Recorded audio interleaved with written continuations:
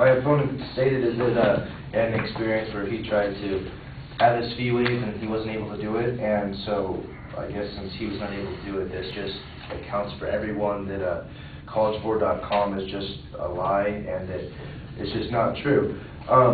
It's right there though, collegeboard.com. If you go over there, it states that you can have your fee waived up to 4 times, and I'm not sure what my opponent's annual income was or what the steps he took was it, but I mean there's 21,000 kids go to just this school alone, and I don't know how his one single experience could be remotely valid when we have this many different people taking the exact same test. It says high school students in the United States and U.S. territories, so even not even in the 50 United States, but other territories that we also own, that they can are eligible. So that also includes for the cultural bias. You could even if you're in just a territory, not even a state, you can have the SAT, you can have your fee waived, and you can go to a good school if you prepare.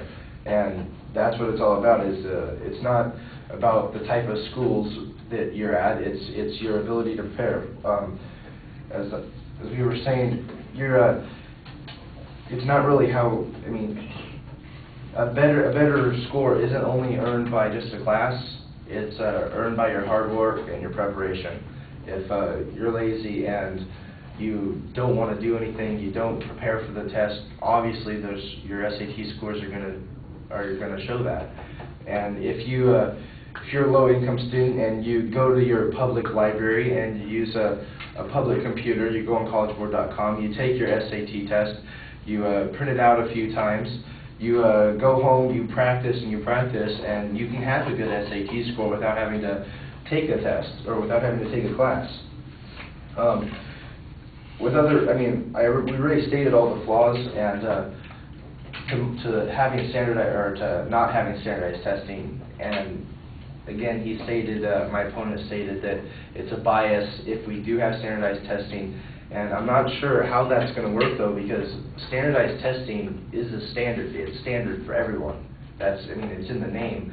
So taking the standardized testing away makes everything more biased. It makes, if you live in a higher income neighborhood with better schools, better paid teachers, you're going to learn more than you are in other neighborhoods with lower income houses, lower paid teachers.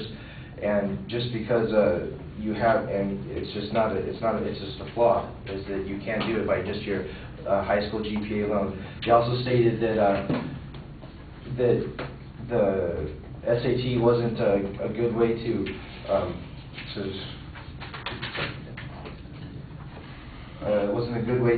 measure how you would success in college. But as we stated, with all the New York colleges, it was 67% or something like that was.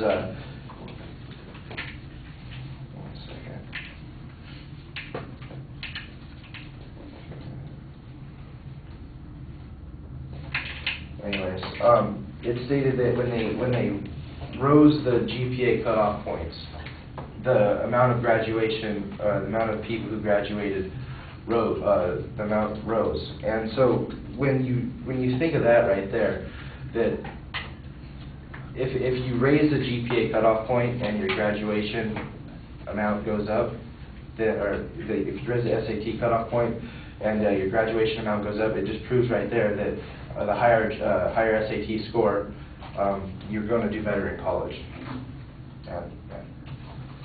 So.